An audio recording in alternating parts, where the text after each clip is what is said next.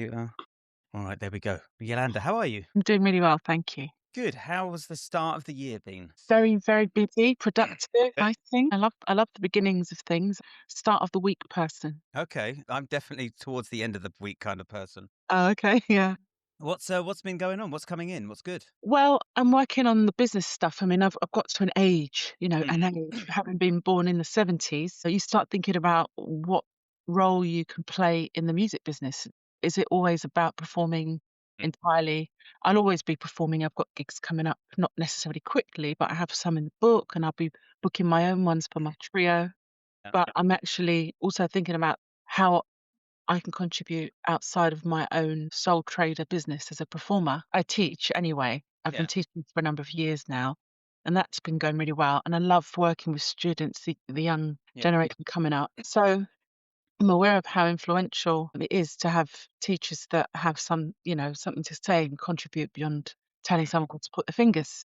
So for me, I like that role, and so I'm just leaning into that a lot more. Okay. Can I ask what it is you've got? What irons are in the fire, or are you keeping that quite close? I have to in a way because I'm just about to incorporate a new company, Mm. but I haven't. It's not quite done yet, so I don't want to announce it early in case anything goes wrong in the process. It's possible. But my plan is to function in that kind of guidance role, whether it be in education setting, in my private business as a mentor. I do mentoring and I teach Right. bass as well. And even when I'm teaching my, instruments lessons or I'm doing instrument lessons, I've still function as somebody giving advice. Yeah. It sort of comes as part of it. You're not just showing somebody where to put their fingers, you're advising them about the best way to approach learning, using the work that you're showing them, the music you're showing them. And then, with the degree students, they're often asking for music business advice. Yeah. So guidance away from strictly teacher base, Yeah. but Yeah. actually, how do we navigate the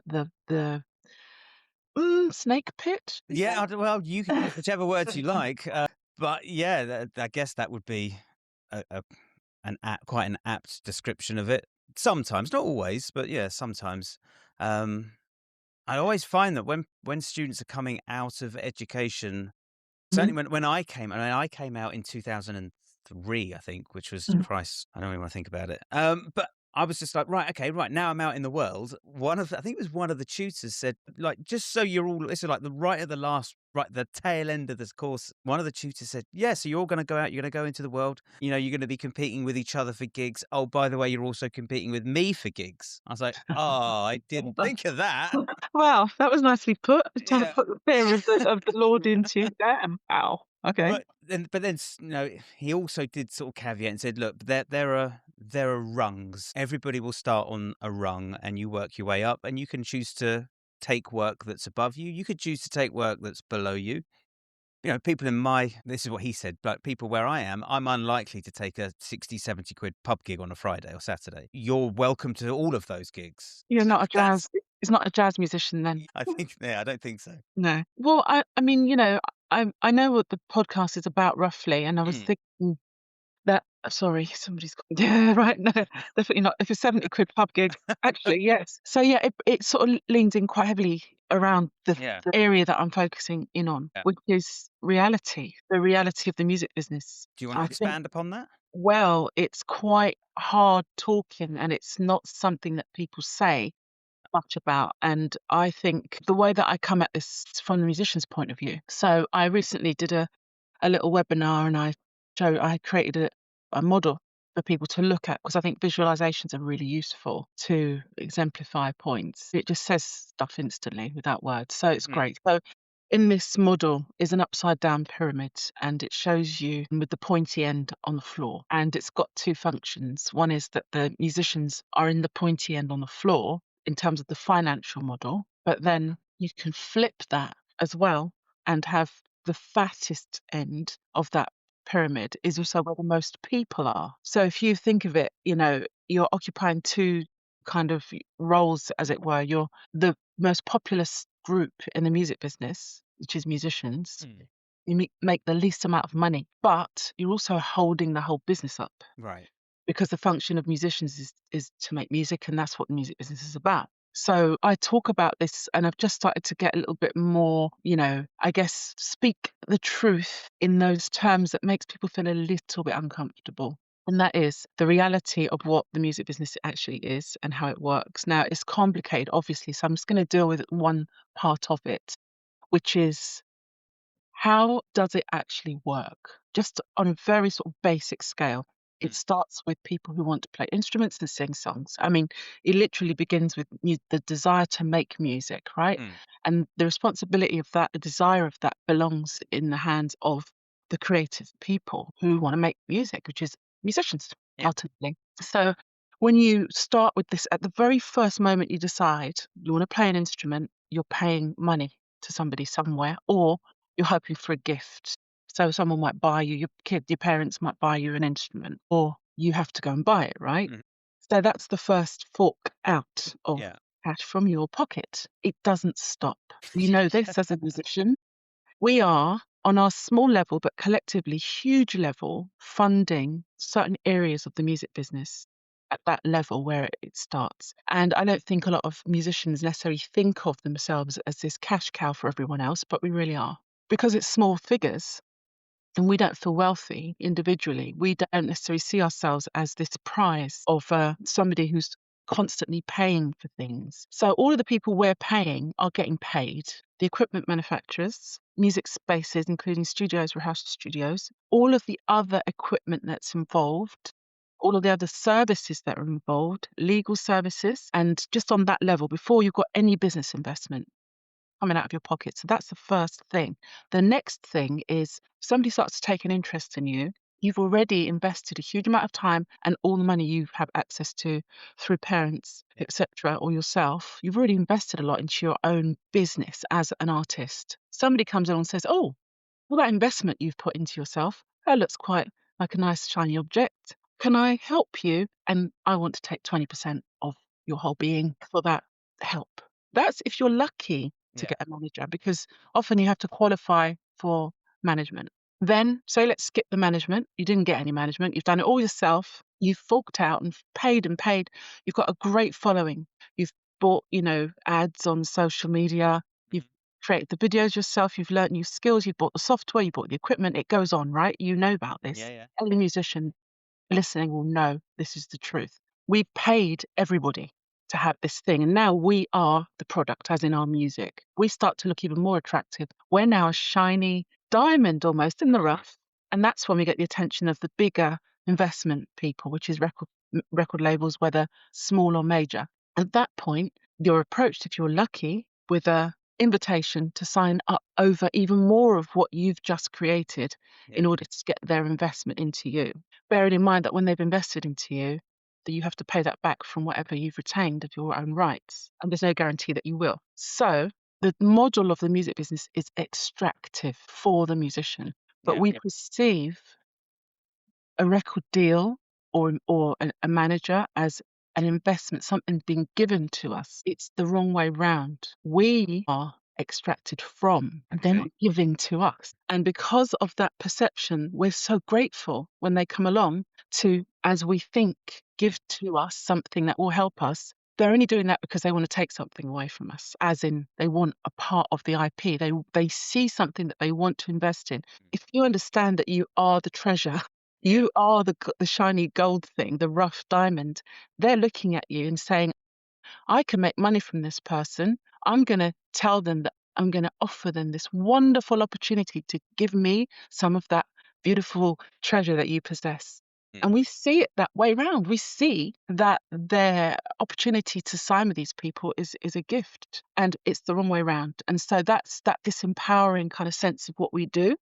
The first thing we have to understand when we start making music is, and if we want to be professional and if we want to be an artist, is it's going to cost us. yeah. It starts with money a lot of the time, apart from the passion Yeah. initially. And that element of it needs to be dealt with. And I think the creator economy online allows a change of this paradigm. Mm, But I still see artists still desiring the lottery win of a record deal mm.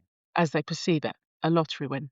Yeah. However, after 37 years in the business, for me, I've seen them come and go at an alarmingly high rate and fast rate, faster than ever. A shiny object, as in an artist gets signed up and they're, invested into, let's say, if you want to see it that way. And then it didn't really pay off quickly enough, so they've been dropped. And we know that artists also who have been signed are under pressure to behave as a content creator Hmm. online, but with record company backing. So one of the truths that people need to understand is that pretty much most artists, I don't know about the percentage, but it's going to be in the high 90s, are only there because somebody with a lot of money has caused or created or helped, nurtured, and provided an environment for their success. It doesn't happen in the way that people think it does. Even if you get a viral video, if you don't have the ability to capitalize on it afterwards, which is a structure and a Yeah. support network,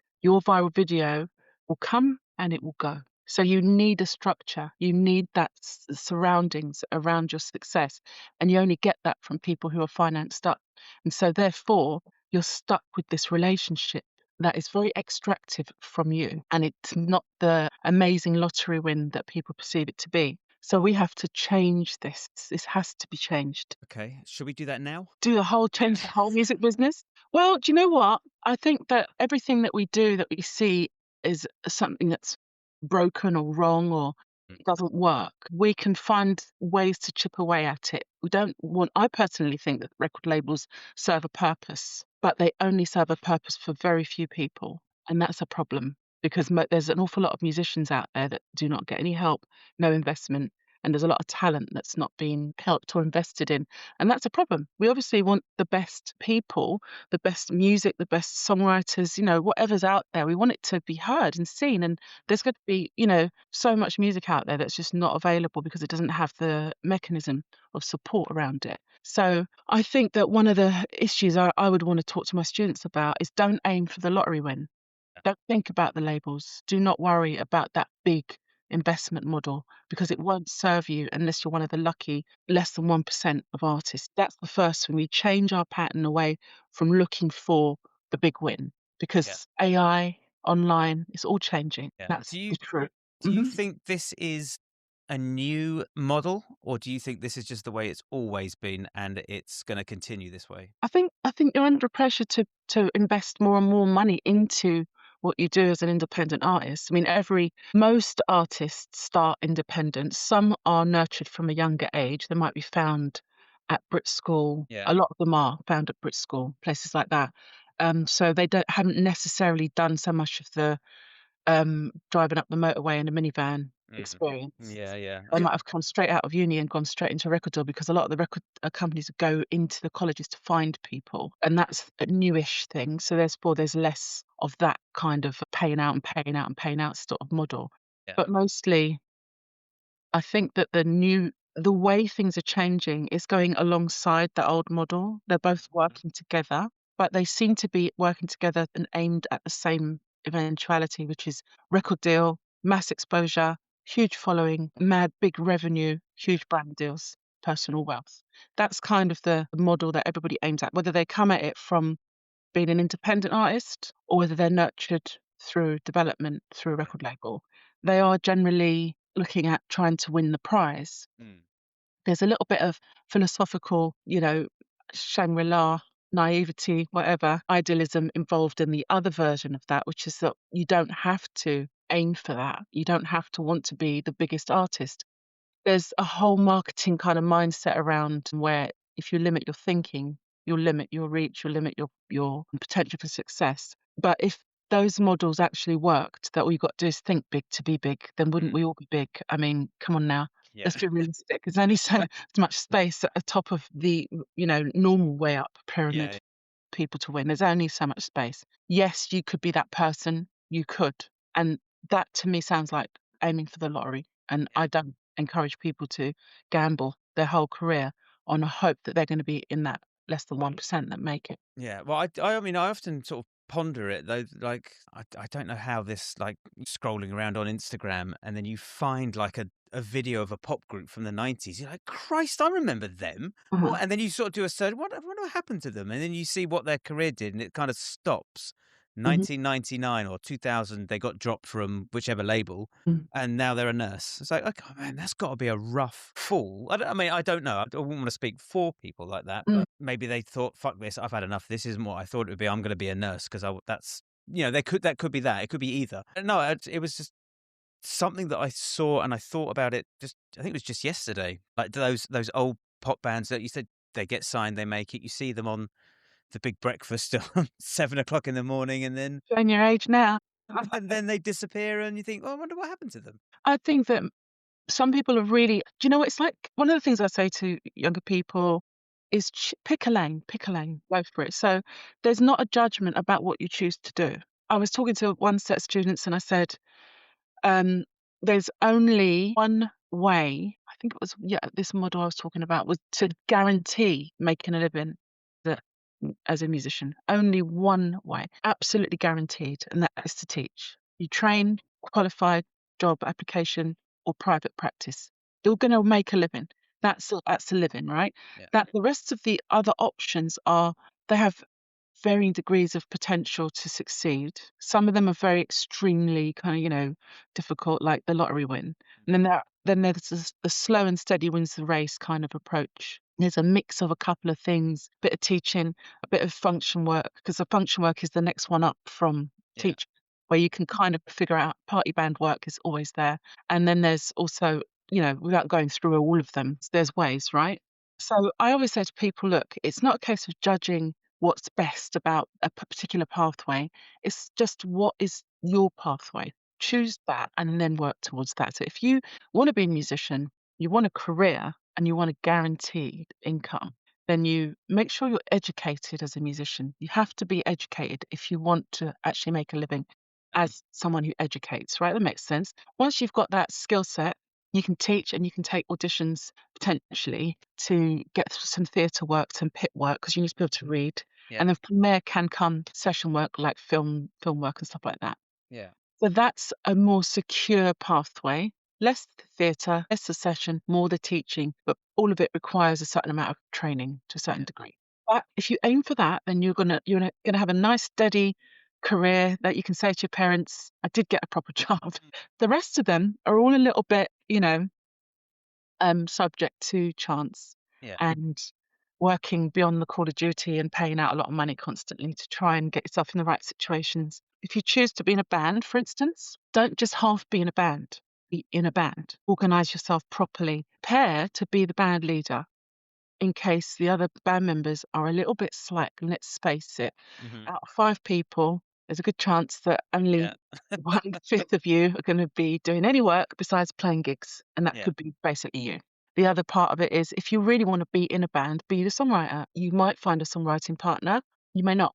If you really want to be in a band, take care of as much of it as you can, including networking enough so that you develop loyalty, friendships, and then loyalty so that you're in a band with people who love you and who you love mm, until you fall out, of course, yeah, once you've gone on tour. So the idea is if you do want that to be in a band, yes, it's a bit pie in the sky whether you'll be successful, but it's going to be even more uncertain if you don't do it with the proper amount of dedication and focused um, effort that it takes. The next one along is a some kind of music business type person that also is a musician. So you could say producer. You could say you could go for ND. You could go for some form of one of the support areas in the music business as a musician. So you've got that skill, but then you can also focus in on business. Those kinds of businesses usually get paid by the musicians yeah, on the record labels. So you've got more of a chance of having stable income.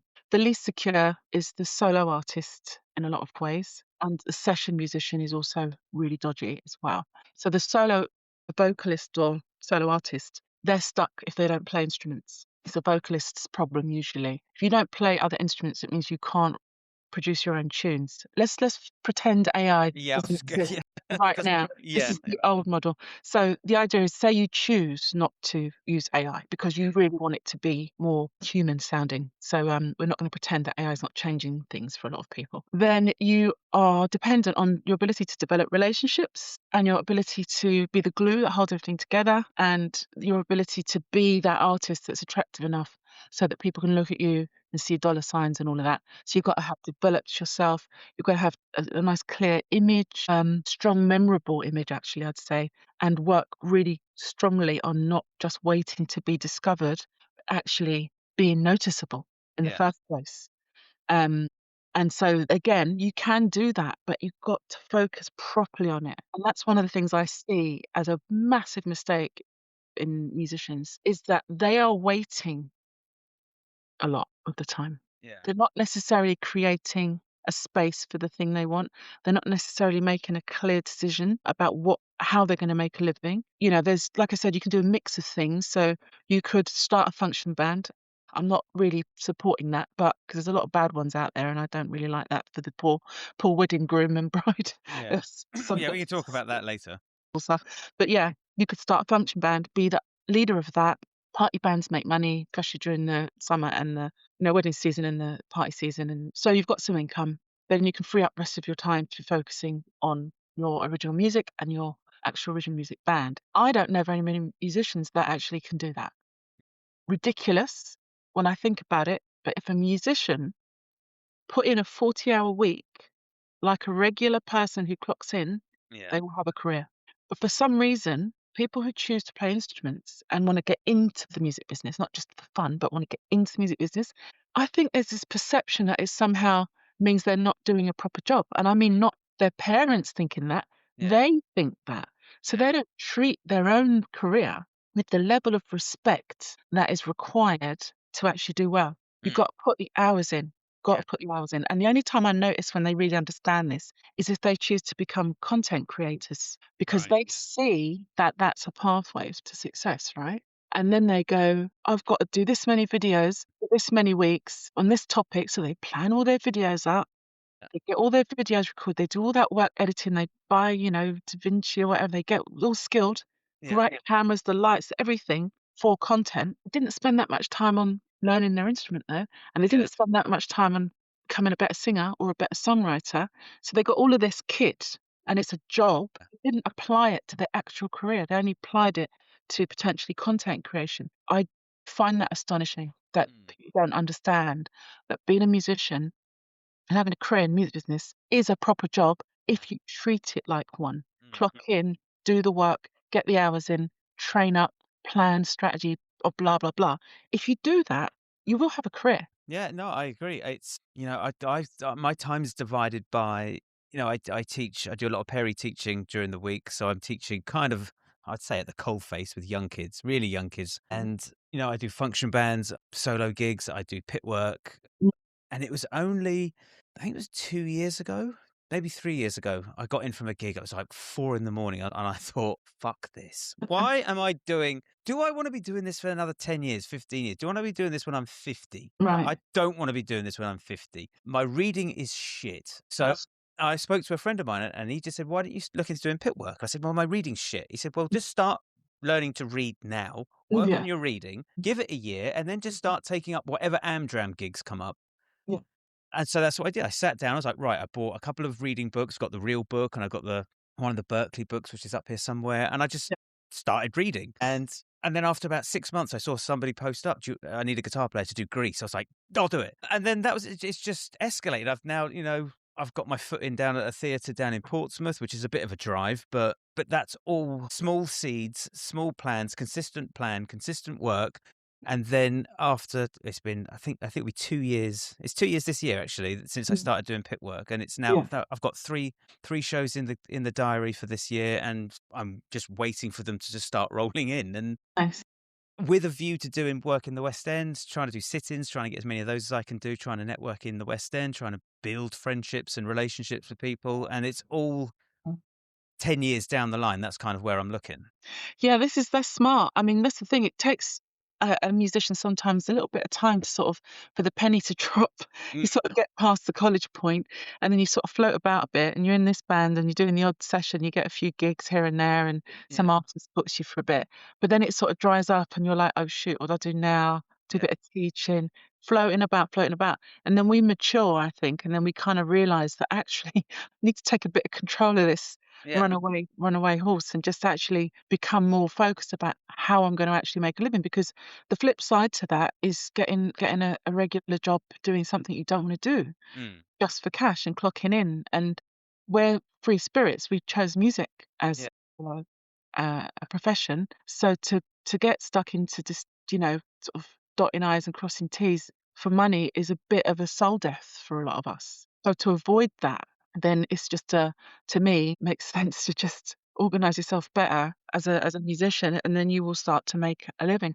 No, you won't be playing Wembley bloody Stadium, Yeah. sure, but it's actually sounds shit in there. Not the stadium, the arena. Right. From my experience. So keep it, mate. I'd rather play in a small club anyway. Yeah, yeah. Mm. So what do you think the state of music education is like today? It's amazing. Right. Crossover from the professional into the music colleges is getting more and more focused. So for people who want that, it's amazing because Okay. it's a lot of the time there's not a single gig that I got that wasn't somebody else involved in the process. Yeah. So even my very first, I did a TV series when I was 21 or something, and I got that because a friend gave me a clipping from Variety magazine. He Yeah. didn't get me the gig; it wasn't an in, but he happened to see it and gave me. That was my friend. I would never have seen that ad. I did get the gig, so great, but it was someone else involved. So that's on the sort of nice, innocent level. Mm. The other side of the coin is that most people get a gig from knowing someone else. Yeah. You're never out in the cold and then you just walk into a gig. Someone's basically recommended you, introduced you, mentioned you, or advised you to try out for something that they heard about. So, in respect of that, the universities are really providing quite a lot of access to music business professionals Okay. for the young musicians coming up. I mean, with my career, I'm a vet now, I'm a veteran. Mm. Gee, from the side of that. I teach at Trinity and I do some little bit of work at Cambridge. And so I know all these 20 somethings and, we talk, I share my knowledge with them. And if anybody pops up at some point appropriate for a role that I hear about, I may well recommend them for it because I'm Yeah. connected directly to the music business. It's that kind of thing that the unis are doing really well. In terms of the actual specific education level, I teach ensemble. So I get the groups to do popular music. I'm on the popular music degree. I have got a couple of jazz students from the jazz course, but I actually teach on pop. And I think that the fact they get a chance to get coached about how to do band is really useful. Yeah. I do think that the colleges, all of the courses are trying to do a huge amount of stuff. So they're trying to teach a bit of music business. Production is Yeah. quite big in the courses, usually in the curriculum, one-to-one teaching for their instrument, ensemble work, songwriting, history, and Yeah. things. That's a lot to pack in a 3 year.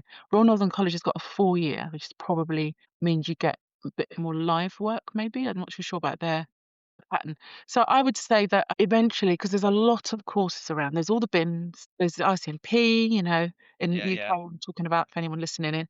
There's a Trinity Royal Northern, there's lots of stuff going on all around the UK. It might end up being that, like, with I think maybe the medical professions or some areas of academia, some colleges might lean more heavily towards some areas of the music business than others. So some courses might become heavily songwriting focused, some might become heavily industry education focused, and then others might become focusing on instrumentalist, more kind of jazz, but not just jazz music, but Yeah. for people to become like, really, really proficient on their instruments. So less Yeah. songwriting that would probably be a great development for the colleges because I think across the board, all of the colleges are trying to tick a lot of boxes and you get a lot of you don't get in depth from every subject. You can't. Yeah. Yeah. So something's got to give. And I think that something's got to give kind of element about all of the courses Hmm. means that um,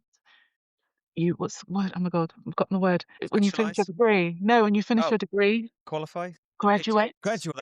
You graduate from your degree with gaps of experience because you would have got a nice kind of bit of everything, and Yeah. then one or two elements would be really in Yeah. depth.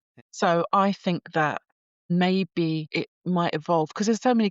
college courses now, there used to be so few, and now there's so many that I think eventually maybe the students will be choosing an education pathway that's more narrowly focused so they can satisfy their specific interests. And I actually would like to see that personally. Yeah, I think that's definitely the way to go. Like I've spoken to a lot of people that teach in colleges. I studied at the ACM, which that was 2000, like 2002, 2003. So there Yeah. wasn't many around. Yeah. BIM wasn't around. I think there was Guitar X, it was called before it changed its name. Mm. But of all the people I've spoken to, the common theme is everybody's doing a lot, Yeah. and everyone can get in. And I think what somebody said is they're either going to have to niche down and specialize, or just make the rooms smaller, because then you'll just be able to focus more on a smaller group of people. Yeah. Yeah, and I think niching down and specializing is probably the best way to go about it.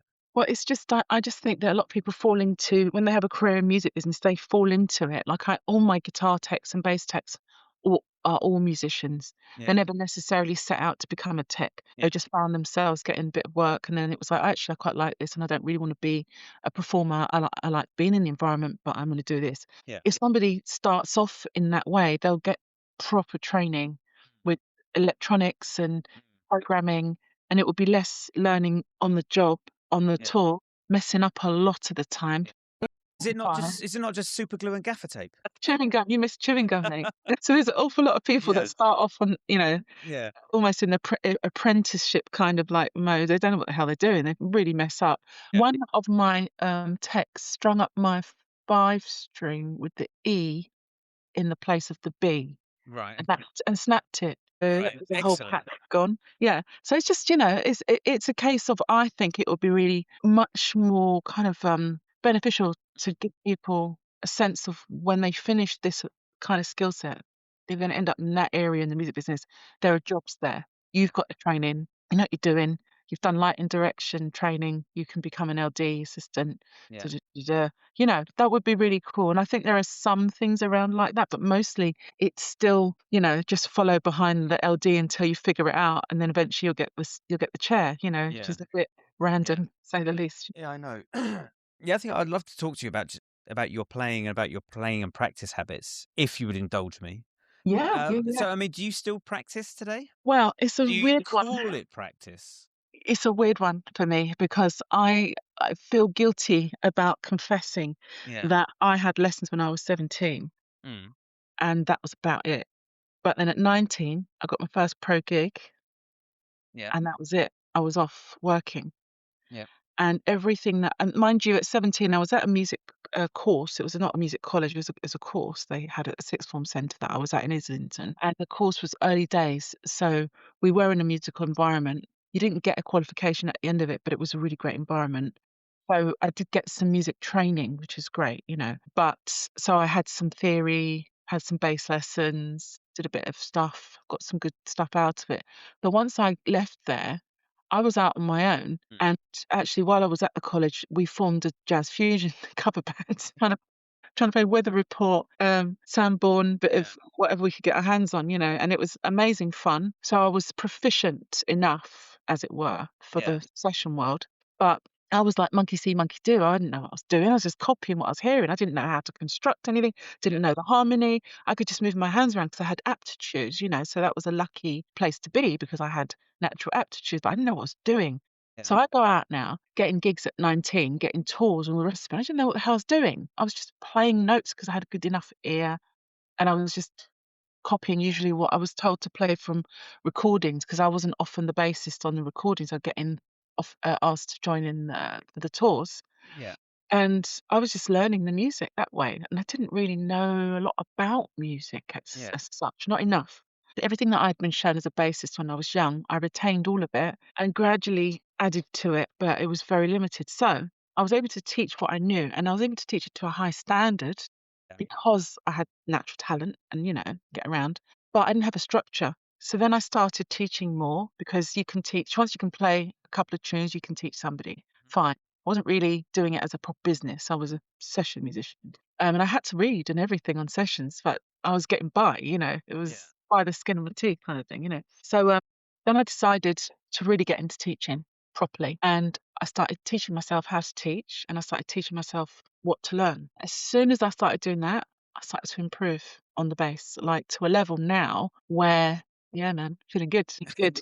For the first time, I understand what I'm doing properly. I love the options I have to get around the harmony. I love the pathway that I've created for myself. It gives me such a strong grounding to teach now because I'm not just teaching what someone showed me. I've problem solved the holes in my knowledge.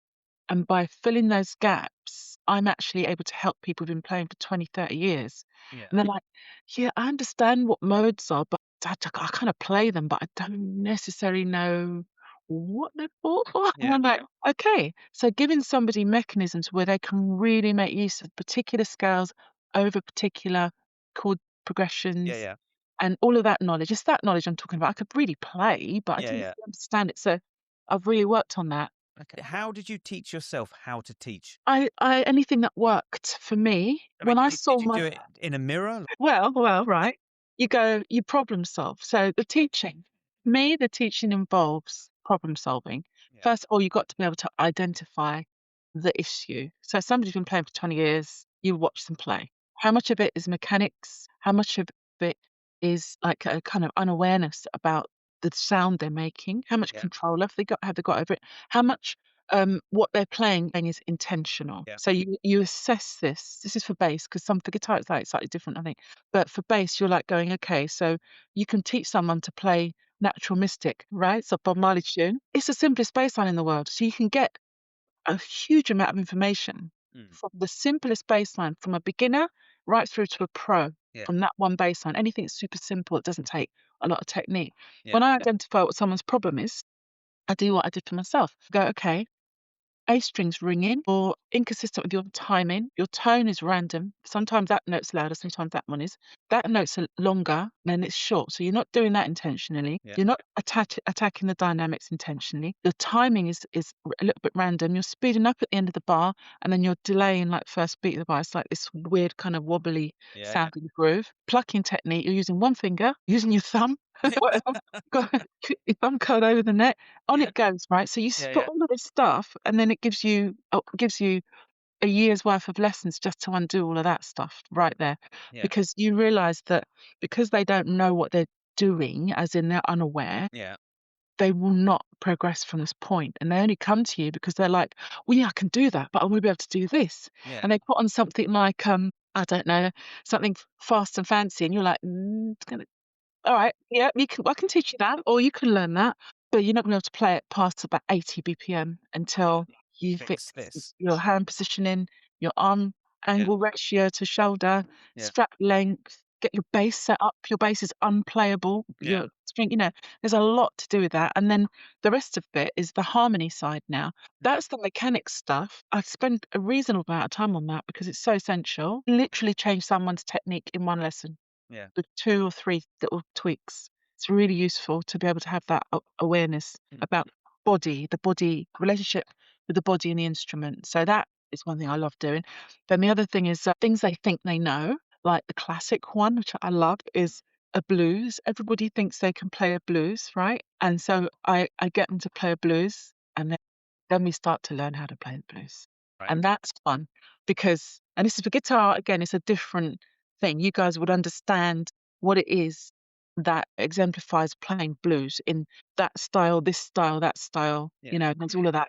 With bass, it's a similar thing, but it's not only that, it's actually been able to navigate the simplest chord structure, Yeah. apart from one chord, which is a 1-4-5, right? Yeah. Which is not really a 1-4-5 because it's not in the same key. The chords are not in the same key. So you're basically trying to help them understand that it's not in the key of B flat. What does that even mean? Then you're breaking down what each 7 chord is and in relationship to parent chord, on it goes. And then before you know it, just by tackling the blues alone, Mm. giving them all the modal stuff that they can use for it. You've given them all the pentatonic stuff, and then you've given them the variety of the pentatonics because there's like 6 pentatonics something you can use. Then there's all the ways to play out and then in. So Yeah. then you start to tackle phrasing, which gets you straight into the 16th note, internalizing 16th note divisions. Yeah.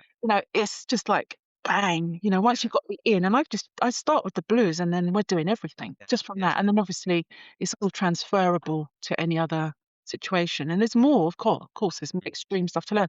But all of it starts with analysing where the gaps are in the technique, the tone, the harmonic awareness, and the self-awareness about what they're actually doing. I spend a lot of time teaching people how to listen. That's a big one. I don't know. I'm sure it's probably different for you because you teach at a music college, but I'm teaching at Well, schools yeah, and high schools, and yeah, people aren't listening to music. And I literally, this is the third time I've said this about saying this. I say this on every episode: is no kids aren't listening to music. Apart from my kids. My kids are crushing it. Nobody's really listening nice. to music. I had a kid in today, first Yeah, lesson. I said, "What yeah, music do you listen to?"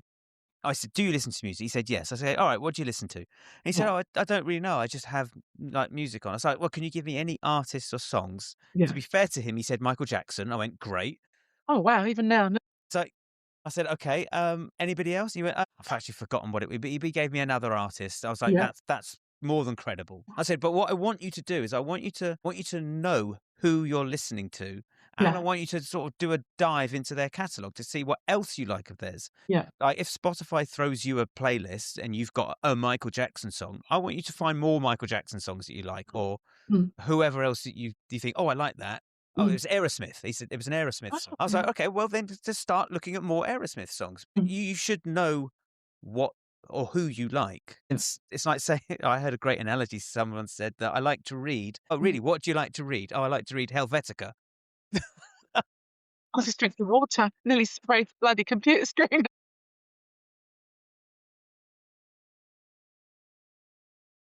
I said, "Yeah, you should know what you listen." But even though I have other kids that just don't listen to music. Yeah. There's one, and I always want to ask people Mm. that teach fundamentally rhythm, like drummers and bass players. How do you deal with people or students that have zero, and I mean zero, tonal rhythm? They cannot hear, let alone sixteenths. They can't even hear crotchets. Yes, they can, is what I say.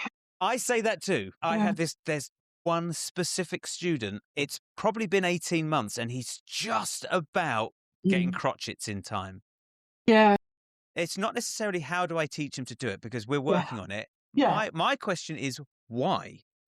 Why Okay. can't you feel it? Yeah, okay. So that's a good question. I'm sure there might be some disconnect. Do you know what I mean? Our brains are not all the same. And I've got a student that has trouble with certain things that a lot of my other students are like they nailed it in the first two sort of three lessons, and this Yeah. person down the line still stuck. So some people's brains just aren't working. So that's one of the things I like doing is figuring out how to problem solve Mm, people's specific areas of difficulty, right? So yeah. with that kid, I'm not saying it would work, but one of the things that I do with teaching things to do with music, rhythms, whatever it is I have to relate it to the body always. Yeah. Because the thing about an instrument, it's the same when I teach bass. I'd say to somebody, hold your hand in this position, hold that, and then they're like all like, the Yeah. fingers all twisted in weird shapes. And then I tell them to put their hand on their leg and relax. And then their hand just makes the shape that I want. And then I say, Okay. now just pick your hand up now, Yeah. then you've got the guitar shape Yeah. without doing anything. It's just there. Now put Brilliant. Yeah. put the neck inside the hand, now close it. That's the guitar shape. 'Cause they Yeah. pick up the instrument and they impose their will on it, right? They're Mm. like, "Oh, I'm gonna try and play an instrument," and they go all like this. Yeah, yeah. Actually, you need to relax. Mm. So the idea that they can't feel crotchets is a head thing. It's called a crotchet, and now it's outside of their body. It's a word they don't necessarily relate to. What Yeah. the hell is even that? Blah, blah, Yeah. blah, blah, blah. I get someone like that, I just get them to walk. I get them walking in the room in time with me. Just Okay. walk in the room. And then I get them clapping on beat one when they walk. When you take the first step, clap at the same time. Don't clap for the next three, clap on the next bit. That was a bar. So Okay. that's what I would do with somebody young as well. I do this with grown-ups actually. He's not young. He's I think I know. 13, 14. Yeah, 'cause I'm like, I don't care how old you are, mate. I'm gonna get you doing something ridiculous with Yeah. your body, moving your arms around or something. Because I find that when you bring it to the body, shit makes sense. It Yeah. makes sense. Yeah. You get someone walking in time, then you tell them with the words what that is, and then Yeah. you go to them, right, now we're going to do the same thing, and then you translate it in whatever your exercise was, Yeah. and you remind them. Now, a lot of them can't tap their feet when they play, and I'd rather they didn't because it can throw them out of time. But I just get them to switch the volume off and don't think of the guitar as a guitar. It's not a guitar. A thing sitting on your lap while you tap the neck is just there. Just tap it. Don't worry about making a noise. Just get into the sense of time, and then just get them. The walking one works great. The other one that works great that I do is I get a shake. I always have shakers in my class Yeah.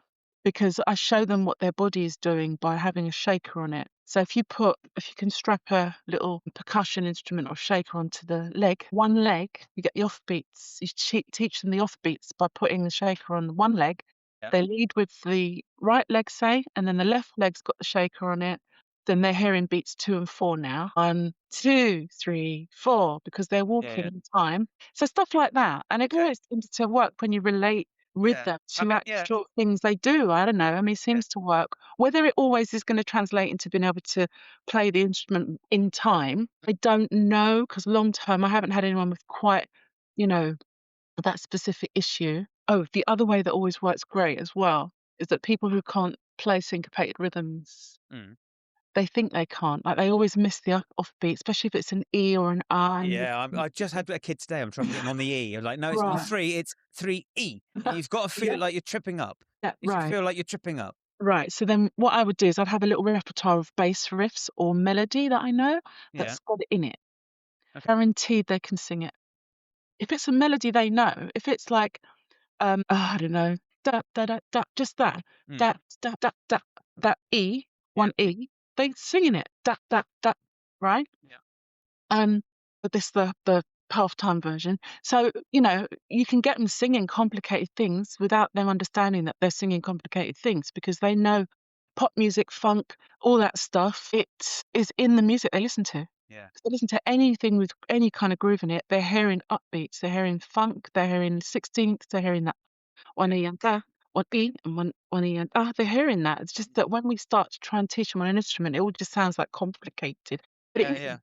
Yeah. Not really. So I mean, use the voice, it seems to yeah, work well. yeah, yeah. I mean, I do say to them, I said, look, rhythm is a fundamental part of you being a human. You Mm, probably as you're walking around the school, unless you're being chased or you're late, you're probably walking at the same speed around the school. So that means yeah, you're walking at the same tempo. So mm, that means your body is already internalized a tempo, mm, roughly, in a certain mm, area. And no, you mm, sleep in rhythms, talk in a rhythm as well. Like your mm, whole life is rhythm.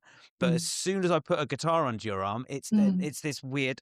I don't quite know what I'm doing. I was like, Yeah, it's listening, it's feeling, it's trying to mm. find that groove. But yeah, Yeah, definitely the walking thing and the singing. that's cool. Yeah, that's cool. I mean, the other one as well is words. If somebody's name is a 3-syllable, 4-syllable Oh, syllable word. Sorry, I think that was my phone or something. I don't know what that was. I've got to cut that out. If somebody's got a 3-syllable word, yeah, a name, that's useful. Anita. Now, just say their name and then go, Anita. Or Saturday. We used to teach at the club, they like this Saturday, Sunday, Saturday, Sunday, and get them okay, to clap it at the same time. So if you attach it to the rhythmic flow of a word that they know, yeah, or name, or something like Saturday, or yeah, that usually gets them doing complicated rhythms. And then from the voice, the hands, yeah. voice to the instrument, that usually works with the younger ones. Work with younger ones, and it's kind of useful to have these other mechanisms. Yeah, I'll give all of those a go. No, I'd love Um, some feedback. That'd be great. I But, will. I'll message you. But yeah, I find it interesting how some kids pick it up, particularly the guitar. It's a fucking tricky instrument to play. You got your hands in these weird positions. yeah. You got strumming down and upstrokes. It's not like a piano or a drum kit where you can Mm, literally just sit it and just bang. I've got something coming out quite easily. yeah. And I do find it interesting how some kids I can give them a chord. Here's a G chord. Can you just play this rhythm? And they can play it. It's like, okay, what? And I'm fascinated as to why there's this spectrum of people that can do it really easily, cannot do it at all, and most people are in the middle. Mm, But yeah, I'm interested to know. And I've spoken to a few people. Some people have said maybe they didn't listen to a lot of music when they were young, like babies. mm, They didn't do that, those mother-daughter or parent-children mm, music classes when they're mm, toddlers. Maybe they didn't have that. Maybe parents don't play music at home. I don't know. Yeah, I S think that there's, like I said, our brains work differently, right? And I'm sure that there's kind of a configuration of the way that we perceive things that influences this stuff. Yeah. But I do believe that you can train your way out of these original patterns and create Mm. new ones. I mean, it's I think known so. that, yeah, so Absolutely. it's our job to find those pathways to implement or implant new information. So that's our job as teachers. So everybody's got to be dealt with as a new challenge for us as tutors, to Yeah. figure a way in, Yeah, really. absolutely. Before I let you go and before I have to run off to the school run, I have to ask, now, what's your view on how do you approach getting better, and how has getting better changed over your career? Getting better as an instrumentalist. Let's start there. Okay, so I didn't for ages, and just there's repetition and muscle memory, and there's getting sort of, just doing it so often that it becomes like you don't think about it. That's time, length of time. Yeah. You get better as you get older. If you're aiming at, nothing to do with being super fast or whatever, Yeah, yeah. that's a different kind of skill. You become a better musician as you get older because you make better choices. Your taste is developed. You understand what's needed. Yeah. So that's great. That just happens wonderfully for most people, hopefully.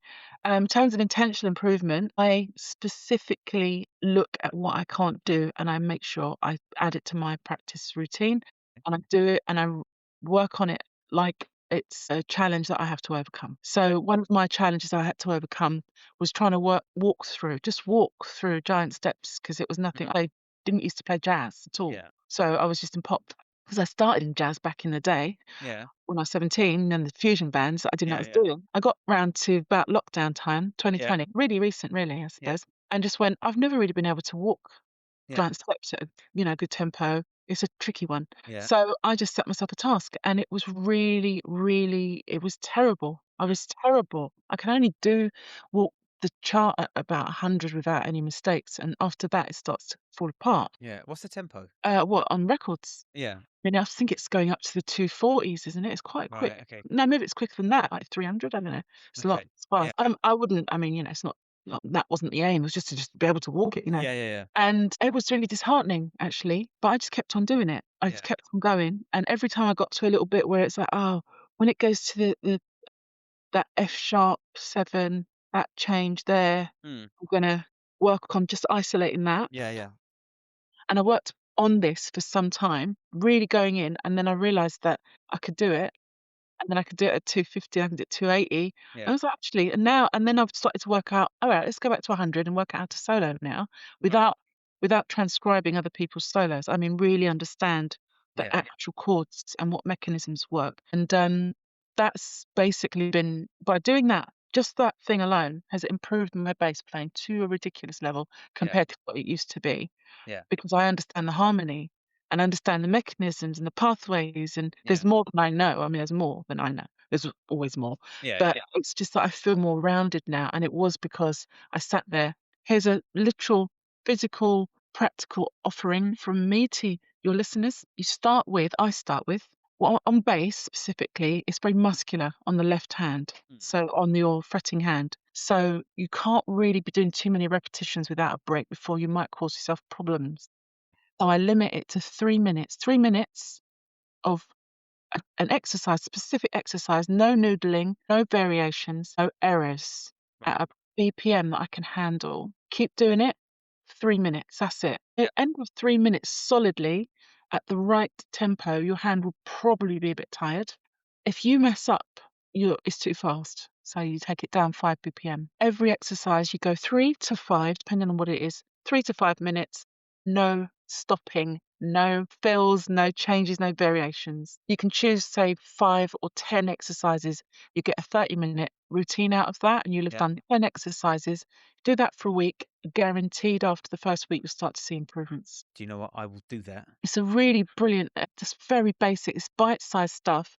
It's the repetition, it's the focus, it's the Yeah. listening, it's the concentration, it's the muscle memory. It all starts to get embedded.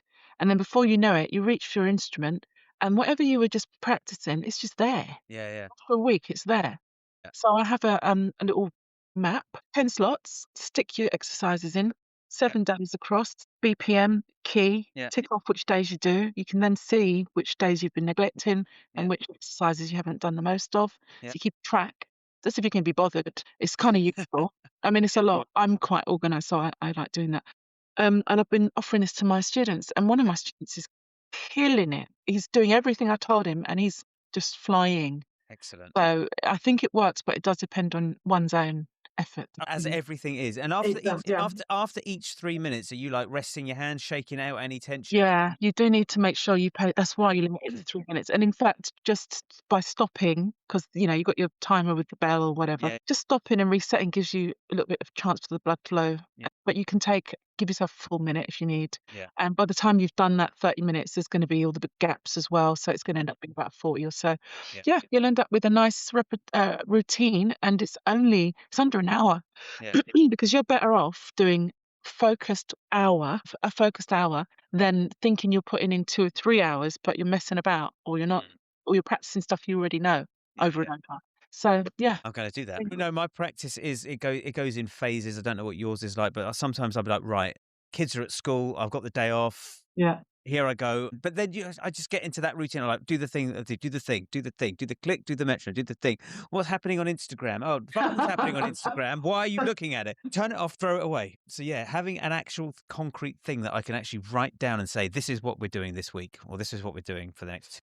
I'll email you my Do practice it. routine and Do for you it. to take a look at. You might like it. You might get inspired and do your own version, Yeah, yeah. something that might work for your students. And I use my own one, so it works Yeah. for me. The last thing I'm going to ask you before you go, Okay. I Yeah. probably left this too late. If you talked about the music business being very extracting from us, what would you do to change it? What would you be if you could rewrite? If you could rewrite the whole fucking thing, how would you? How would it work? And what would it might it look? Well, I am working on a business model for it, and I'm starting to So you see. can't say any more about it. Well, it's just because I'm happy for other people to do it as well, but it isn't fleshed out enough. What I do know is that there's a gap of support for musicians, even in the education system. Like I said, they come out of the degree with gaps. So Yeah. it's the same way that that I apply to teaching base. Wherever you see problems, solve the problem, and you've got a business. So whatever you see in the music business, wherever you see there are problems, if you see a specific area that you know that you have the skill set to help, and you see the problem, start a business and fix the problem. That's all I'm doing. So Okay. all the stuff that I've said to you about training and all of that, I'm basically trying to plug some of these gaps in the Okay. music business to actually keep it on the human level, less extractive and more contributing. My company's going to be called the Dawning Cooperation. So it's a cooperation. I have a page on Facebook already set up, and I'm just incorporating now. So hopefully I'll get confirmed soon. And we're going to basically be working very closely with all of the arts, trying to, connect everybody up and create a whole network of communication. Yeah. And it's not going to be anything that I own, but I will be the facilitator of Yeah. to help you. Well, I mean, that sounds incredible, and I'd love to know more about either when it's up or if I could be any kind of help or assistance. 'Cause that sounds amazing. Like I think over the last 3, 4 years, it Mhm. started when I was having guitar lessons. I went for technique lessons because my picking was terrible, and I was having lessons with this guy in Islington, Martin Goulding. I don't know if you Mhm. know him. And he identified really quickly everything that's wrong with my picking. And he said, Yes. this is what you need to do. And this is how you're going to work on it. And once those tiny adjustments, and they were tiny adjustments, Yes. like everything started to skyrocket. Yeah. And I was so after about 2 months of lessons with him, Mhm. I said to him, I'd really like to learn this particular solo. And he went, okay. And I was like, Mhm. so can we have a look at it? And he went, no, I'm not here to teach you songs. I'm here to work on your picking. I'm here to That's do. exactly what I say. I don't teach songs in my Yeah. class. I He said, don't. if you want to learn songs, go and learn. Like this was a couple of years ago. He's like, you're Brilliant. nearly 40. You should be Yeah. able to go and do it. Yeah. Yeah. And then Yeah. I kind of thought, okay, 98% of my students, all I do is teach them songs. And now I'm looking at them going, okay, I need to start teaching you how to play guitar. So the first kind of 10 lessons were like, I've got a run of 4 or 5 songs. Once you get those 4 or 5 songs down, the Mhm. last one is a Here's the title of the song. Go to YouTube, figure out how to play it, come back next week and see how you do. Any issues, any bump? Mm, But from yeah, here on in, I'm teaching you how to be a musician. We're learning how to right. play the instrument. We're not learning songs. And I did have a bit of an argument with one of my students' mums. And he's like, he's not learning any songs. Like, he doesn't need to learn songs. Needs He to j- learn how to write them yeah, or what they're about. Yeah. understand like his technique is weak here, his timing is really, it's not great, but he can still play songs. And she's like, no, I want him to learn a song. I was like, okay, well, you're paying, so Yeah. I'll teach him a song. But he can teach himself songs, and Yeah, that's I have a real bugbear about this. I think a lot of mm, instrument teachers are getting away with just teaching people stuff they could, quite frankly, just learn on YouTube. yeah. I mean, You learn YouTube, and I'll teach you how to use play it better. yeah. I mean, Right. the way I look at it is I'm trying to use YouTube and Instagram to my advantage Yeah. because I'm not going to compete with Andy Guitar or Justin or any of those people because they've got a catalogue of I don't know 10 years worth of song lessons. Ah, yes. Can I give you one thing more Mm, to go away with? yes, please. Okay. Your students, right? Yeah, I don't expect them to know any of the songs that I want them to learn. So yeah, I create YouTube playlist and I send them a link and I say to them, this bass line that we've been working on, this mm, approach is in this song. So we're working on 6 over 4, yeah, like, or a 4 and a 3, which is hard for a lot of people. I say, "Okay, in the playlist, there is a track that's got 4 and 3 all the way through it. It's African, West African tune. Listen to this. That is exemplifying the exercise for 1, 2, 3, 4, 1, 2, 3, 4. yeah, yeah. Okay, yeah, yeah, So then I'll send them the song. That way, they've got this very eclectic kind of potential if they listen to all of these tunes, but it's contextualized in an actual song. So I create the playlist, I send it to them, and I say to them, "Listen to that." I don't ask them to tell me what they're listening to, although they should be, of course. yeah, But I go, "Listen, you need this for yeah, yeah. what we're doing," and then that way I get them to listen to stuff they would never listen to, like some crazy shit that is, like, not on their repertoire. Cool. Send me that too. Alright. Always looking for new stuff to listen to. Okay, I'll great. let you go. You know, We could keep talking, couldn't I could, but I've Yeah, I have gotta go, yeah. kids coming back from school. It was lovely to chat with you. Thank you so I'm with much. you. I'm so glad that we got to do this, and Yes. I will be in touch regarding when it goes up. If you're able to send me some pictures for the thumbnail and stuff, yeah. But we will talk soon. I'll send you a link to join us on the Dawning Cooperation because we're gonna Please be do. running Yeah, every 2 weeks, we'll do a little one of these yeah, Zooms things. So, yeah, you should that'd be join lovely. us. I'd love to. All right. Great then. Thank you Nice so to much, meet you, man. Leander. We will speak Yeah. soon. Thank you. Alright, Bye. bye.